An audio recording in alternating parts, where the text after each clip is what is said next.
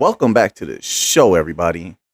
I am Mick Alphaneme. So we're going to begin here with this little bit of news, and it's titled, Bank of America Executive Recognizes Ripple XRP's Potential in Payments. Now, we've known for a long time that Bank of America loves XRP. We've known that. We've heard them make multiple statements. We also know that they've experimented with XLM as well. Remember, they won that contest with XLM. So Bank of America loves the bank coins, some of the top ones.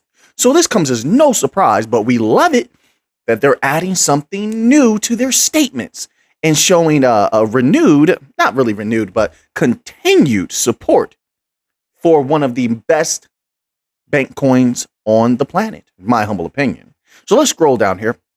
It says here, in a remarkable, why is it remarkable? Like I just said, everyone in the XRP community, anybody holding XRP that really knows what it's all about, has known Bank of America loves XRP. Almost all the top banks love XRP. So I don't know why this writer would say remarkable, but let's continue. It says, in a remarkable acknowledgement from a leading financial institution, Bank of America has recognized Ripple XRP as, quote, a possible exception within the payment space. This recognition, which means XRP is highly exquisite. This recognition highlights the unique position and potential game-changing capabilities of Ripple XRP. Exactly. Right. See, now I'm starting to like you, writer. Now you're cooking. Says here, Bank of America recognizes Ripple XRP's unique position in the payment sector. Says today, Bank of America executives recognize the role of blockchain technology in facilitating real-time payments, particularly in the Asia-Pacific region. Now, that's just where they're focusing their thoughts right now. I mean, their comments right now.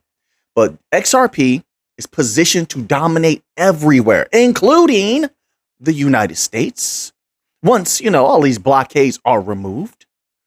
But let's continue on. It says Ripple, a leading enterprise blockchain and crypto solutions provider, has been forging partnerships with major financial institutions worldwide. We've been covering this for a long time. Their rapid expansion in the Asia-Pacific region.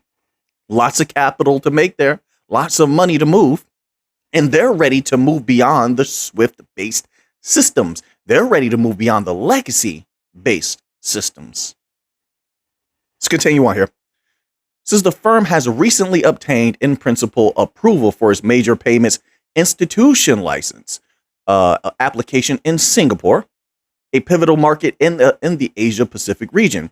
This approval further solidifies Ripple's expanding reach and influence in the industry. Its innovative payment solutions include the use of XRP as a bridge currency through its on-demand liquidity, that sweet on-demand liquidity service, and has garnered attention for its potential to revolutionize cross-border transactions.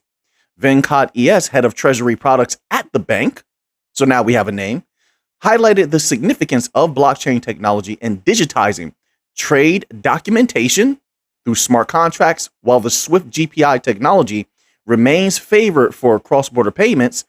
Now the writer is saying that, but why? I don't understand why the writer would say that when majority of the world is trying to move away from SWIFT, right? SWIFT is highly limited. Almost no one in the BRICS nations wants to use SWIFT. Pretty much only the West wants to use SWIFT, and we understand why. So I don't know why they say it remains favored. No, it's not. If it was favored right now, you wouldn't have the rapid rush to replace it. Correct me if I'm wrong. I mean, that's that's factual information as of now. So it's not favored. Actually, is frowned upon. SWIFT-based systems are frowned upon.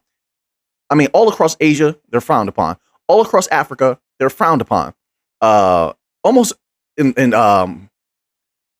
Latin America, it's frowned upon. Everybody's trying to move to a non-SWIFT-based system. So sure, maybe they still use it. If you want to say that, maybe some of them still use it a little bit. That's reasonable. You're going to continue to use whatever is current until you have something comparable to replace it with. That just makes perfect sense in my humble opinion. But that doesn't mean that it is favored. Right? All right. So now, just my humble opinion. You could disagree with that. Maybe I'm wrong. I don't know. Let's move on here. Right? So now let's move on to another article. This article here is from U.Today, and it's titled Ripple to Expand. Wait a minute. Now, I know you remember me talking about this in multiple videos, and I said that Ripple will follow in the footsteps of Algorand. And I said, where would they expand to? I said that they would expand into real estate. And if they did, they would dominate. It's so creepy sometimes. I say things like that. And then we get articles like this. The article is titled Ripple to Expand into Real Estate. We called it again.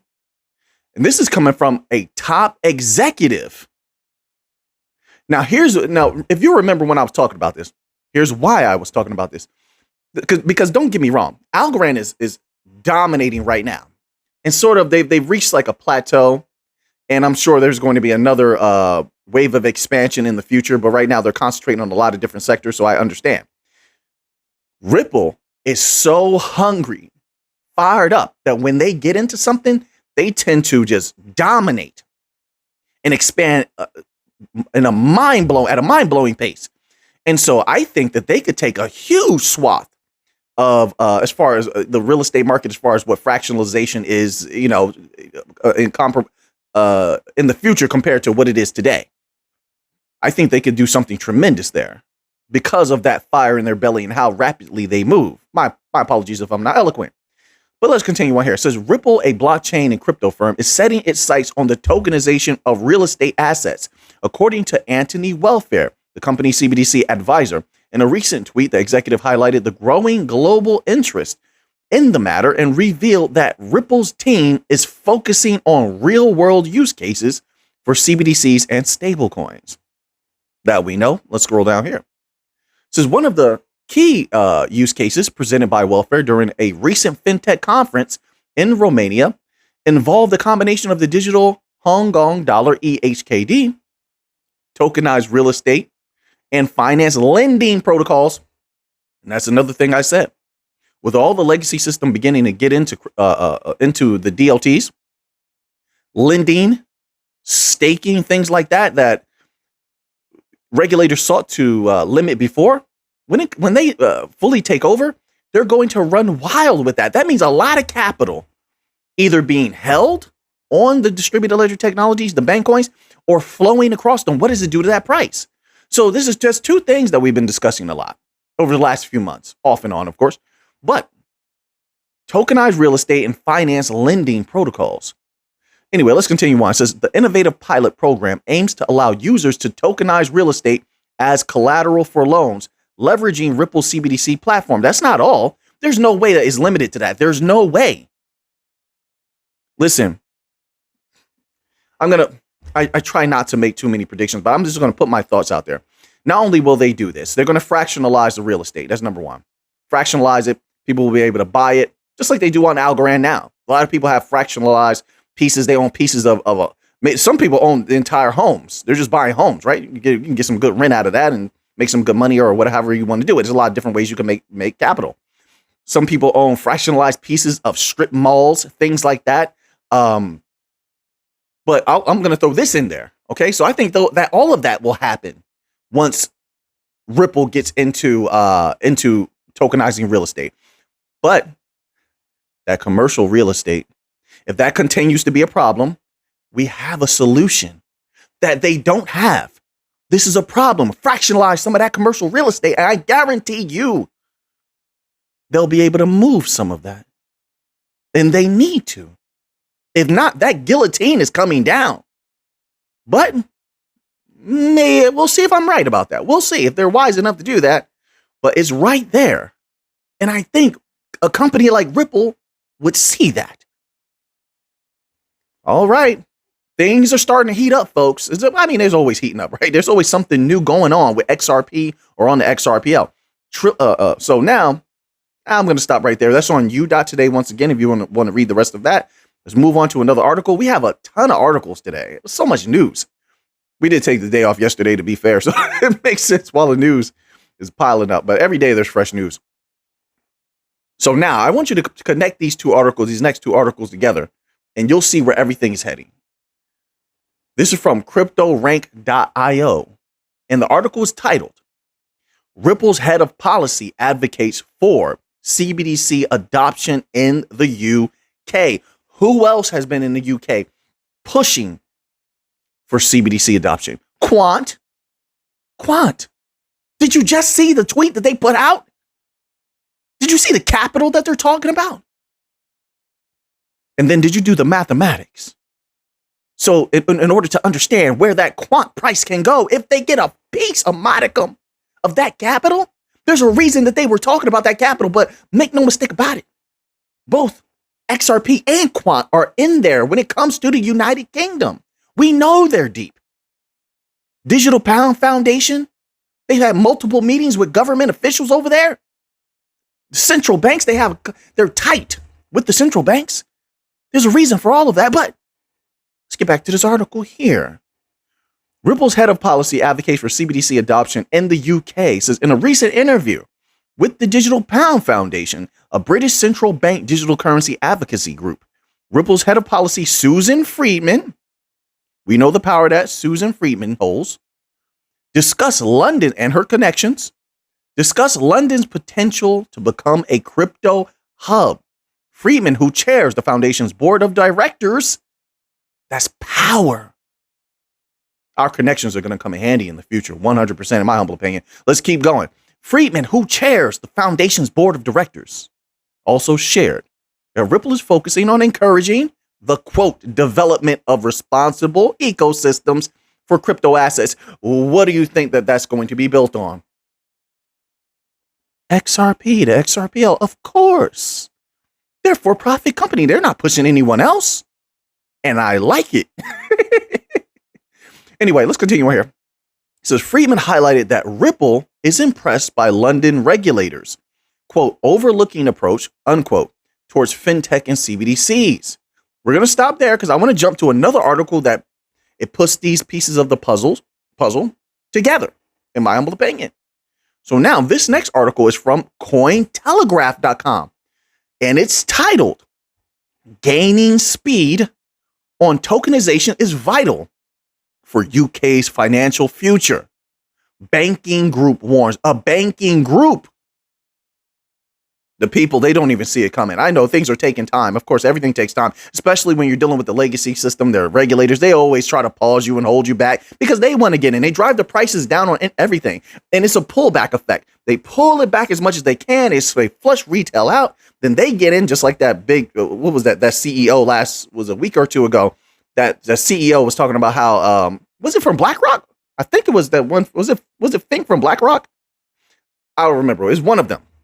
One of those types of individuals was saying how they drive the prices down and then they buy a little at a time, which was an eye opener. Now, we always knew that they were doing that, but to have them actually confirm that was mind blowing. It tells you how close we are, that they don't even care about talking about that type of thing anymore. But let's continue on. So there's a pullback effect, whether it's stock, whether it's the currency, it gets pulled back like a rubber band. And then at the right time, they unleash it and boom, the prices shoot through the roof.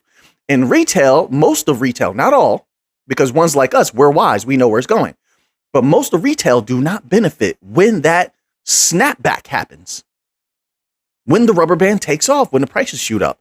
But anyway, so things do take time. But it says here, UK Finance says it's not too late for the United Kingdom to make up for other jurisdictions' faster start to securities tokenization. Security. We're talking big money, folks. And that's another reason why it's taking so long. They want to make sure that that big money gets into the right hands. So they're trying to shake everybody else, shake them and break them. So, and the country better do it if it wants to remain a global financial leader. Look at the emphasis this banking group is putting on tokenization. Once again, it says, if it wants to remain a global financial leader. So they understand the stakes that are at hand. And if that's the case, and that kind of power's on the line, then once again, it leads us to the understanding that big money is on the line. Let's keep going. Read a little bit more.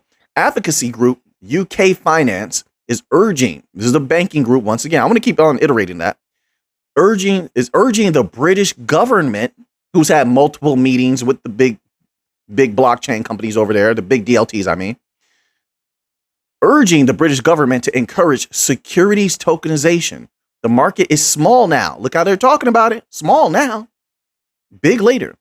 But the future stakes are high, it said in a report co-written with consulting firm Oliver Wyman.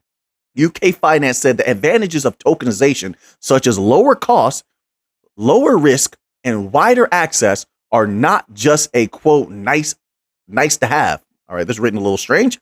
Unquote. Tokenization, quote, can transform the financial system, and the UK should be at the center of this transformation. And once again, who's at the core of everything that's been going on over there, at least so far?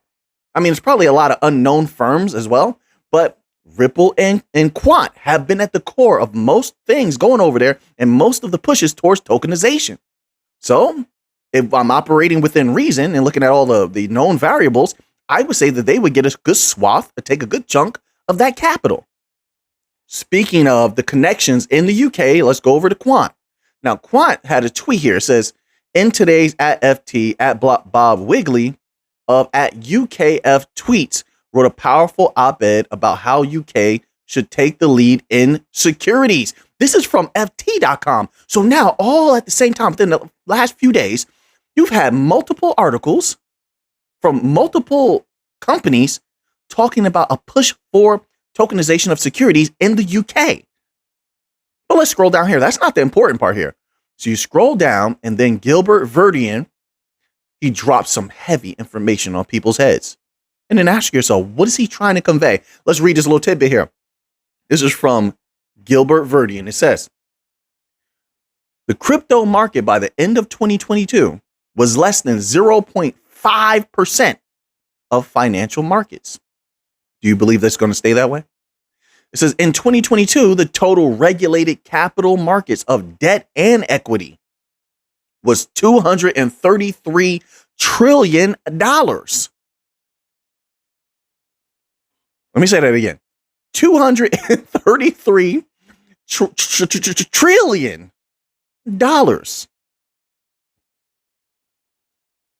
I think we're in a good position, everyone. I think it's still early. This is why so many individuals who are in charge of these blockchain companies, these DLT companies, have been saying we're still in the nascent stage. We're still in the beginning, whether people want to face it or not.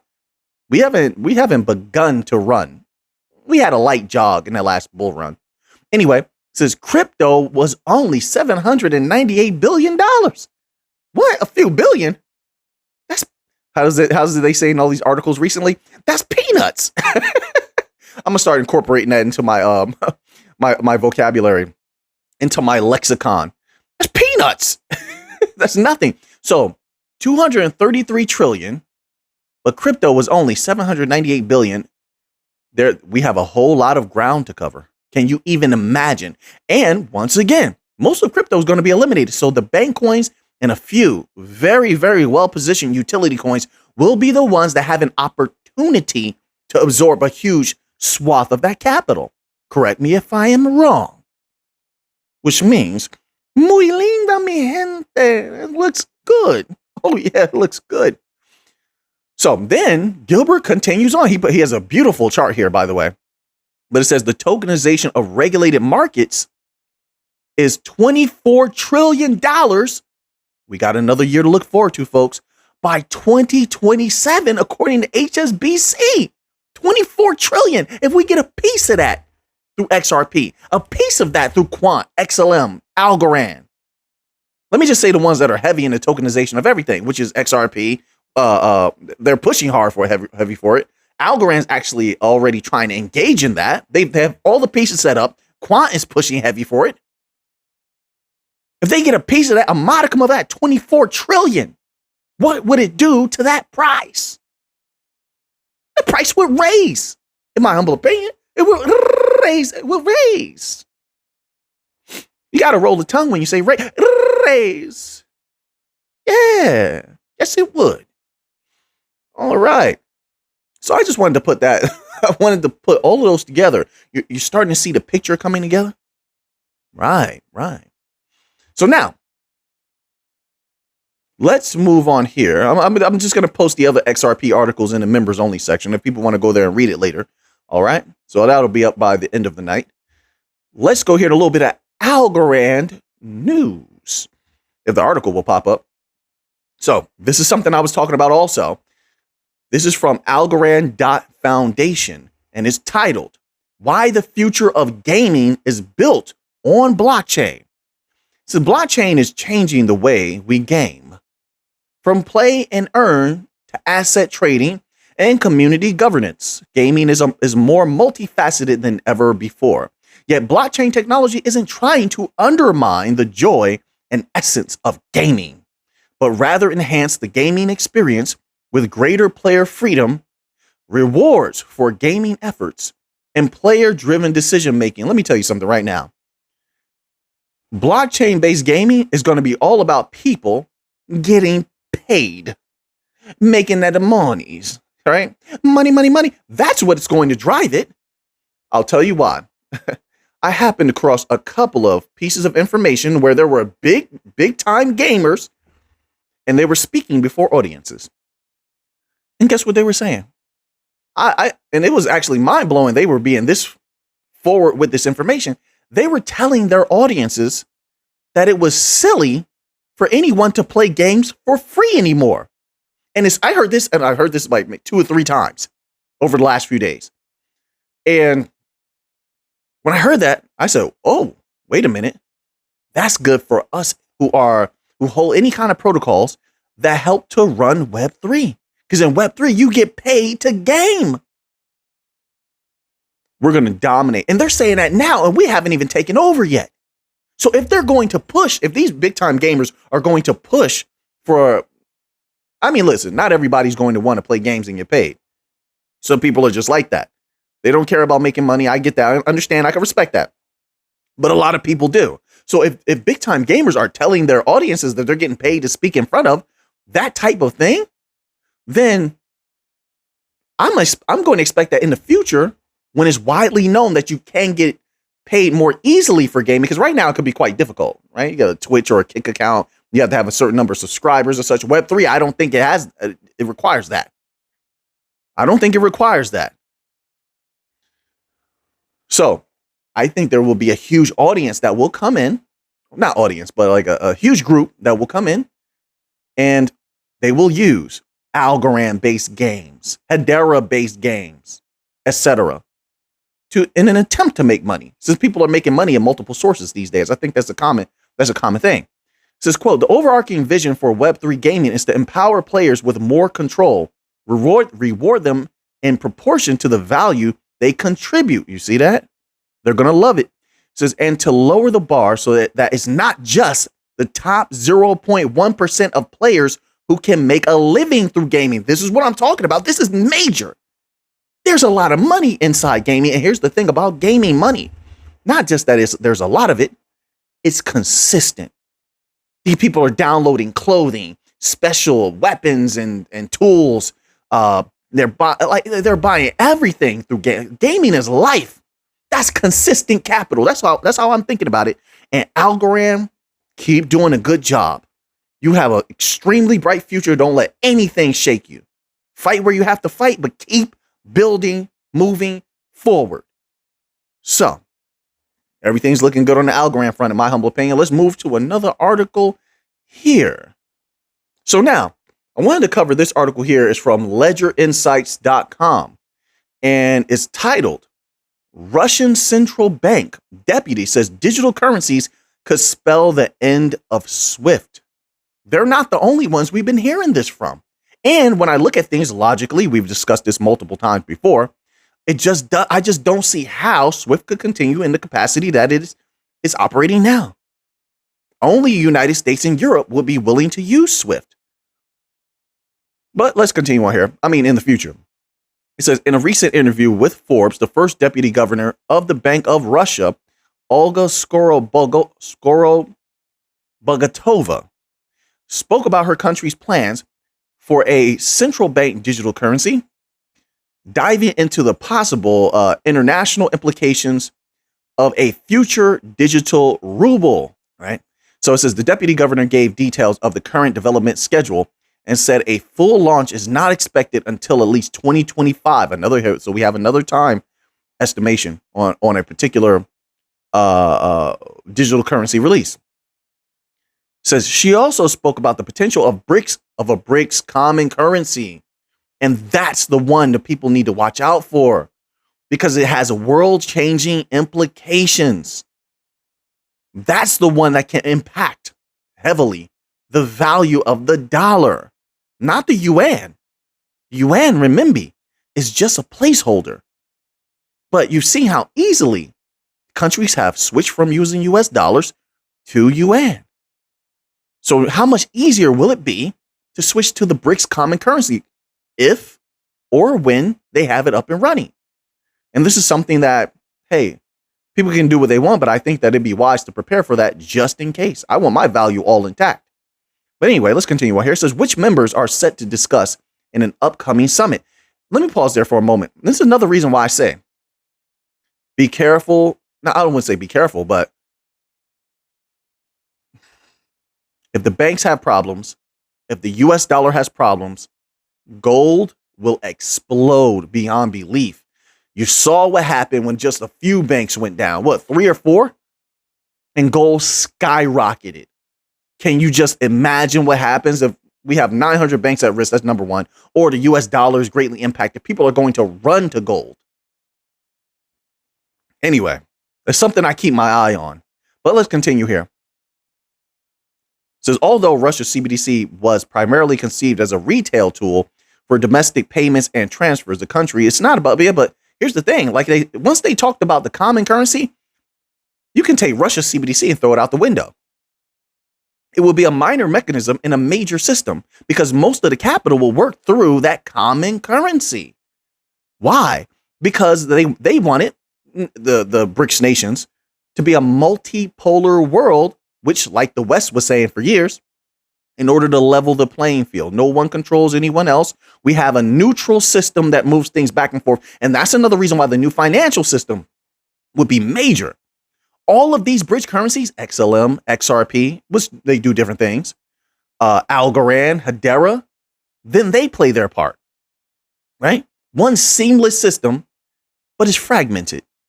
Different parts to one engine. That's what the world right now, as of right now, is moving toward. We'll see if it all comes together, but as of right now, it looks like it is. That's what the focus needs to be, not a Russia CBDC. But let's continue on. It says the country has had to resort to alternative currencies, namely Chinese renminbi. I love how they say renminbi, but they never write yuan. It says to pay for its energy and other merchandise imports. Yet this could change with the introduction of CBDCs. Of course it can. So then they have a digital ruble roadmap. Once again, like I said, that's not what's at the crux of everything. Then they have a section here, BRICS common currency.